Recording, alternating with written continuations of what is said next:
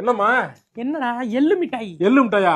எள்ளு மிட்டாய் நல்லா இருக்குமே. சரி சாப்பிடு. சாப்பிடு. நீ சாப்பிடு சாப்பிடு. இந்தாடா நிறைய சாப்பிட்டேன், திகட்டிடுச்சு. திகட்டிடுச்சா? சரி நல்லா இருக்கு. மட்டன் சுக்கா இருந்துச்சு, எடுத்து வச்சுக்கிட்டியா? எடுத்துலமா. போட்ட எல்லாம் சாப்பிட்டேன் நானு. எல்லாத்தையும் சாப்பிட்டியா? நல்லா இருந்துச்சு. கடைசியா கொஞ்சம் இருந்துச்சு. நல்லா இருந்துச்சா? சரி சரி சாப்பிடு சாப்பிடு. சரி சாப்பிடு. நீ சாப்பிட்டியாமா? இல்ல நான் சாப்பிட்டேன். இந்த இதையும் எடுத்து வச்சுக்க. அதே சட்டியில போட்டு பிரட்டி சாப்பிடு, அதுதான் டேஸ்ட். அப்படியா? இந்த தான் நான் போட்டு தரேன். சாப்பிடு. நல்லா இருக்குல்ல? சாப்பிடு சாப்பிடு. நல்லா இருக்கு. அத்தை என்னத்த மட்டனை பூரா எடுத்து சாப்பிட்டு இருக்காரு. நீங்க எனக்கு சாப்பிட எங்கமா போற? நீங்க சாப்பிடலன்னு சொல்லுவோம். அவன் சாப்பிடட்டும். அவன் சாப்பிடறதுக்கு தானே செஞ்சு வச்சேன். ஏத்த அப்படி இருக்கீங்க? அதெல்லாம் அவன் சாப்பிட்டாலே எனக்கு மனசு நிறைஞ்ச மாதிரி ஆயிரும்மா.